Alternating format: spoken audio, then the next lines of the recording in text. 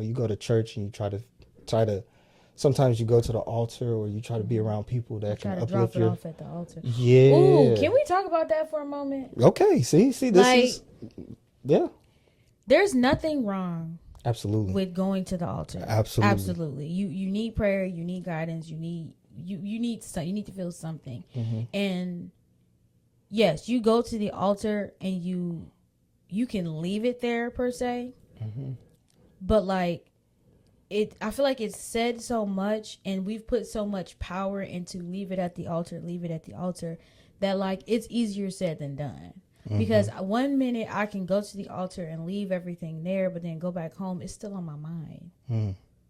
Because it takes a lifetime to train yourself and to actually have that relationship with God to understand that your brain, and this is science, your brain chemistry has to break that pattern of thinking. You have a pattern of thinking about something. So yeah, you might have left it at the altar, but that don't mean it left your story, it left your Hmm. life. So like I want people to understand that like the people who put so much emphasis on that and so much power on that, there's nothing wrong with that. If that's what's helping you, that's what's No, helping that's a you. message that needs to be said. But like don't And and yeah, and don't push that on people who aren't there yet, because they could and that's what kind of drives people away from the faith when they sit here and say, "Oh, you said to pray, you said to do this, you said to go to the altar, you said to go do XYZ, or the Bible says this," and you're hearing that from somebody else that's constantly telling you to do that. But when you go home, you go to sleep at night, or you get in try to another go to sleep. yeah, you try to go to sleep, you get in another relationship, or you go around the person that might Somebody have texts caused you that. and they piss you Yeah, and it's off. a trigger, that trauma. Just because you left it at the altar per se doesn't mean it left you.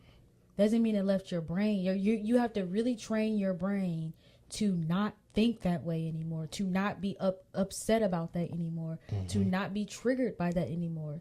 Like yes, the blood works, the word works, but Hmm. it also takes you reminding yourself, like, think on these things. That's what the Bible says. Think on Hmm. these things. That's gonna take time. It's Hmm. not gonna happen the moment you go to church on Sunday and you go to the altar and you drop it off. It's not like dropping off A kid. a kid. It's not like dropping off groceries at the door. It's not none of that. It's not like that at all. Hmm.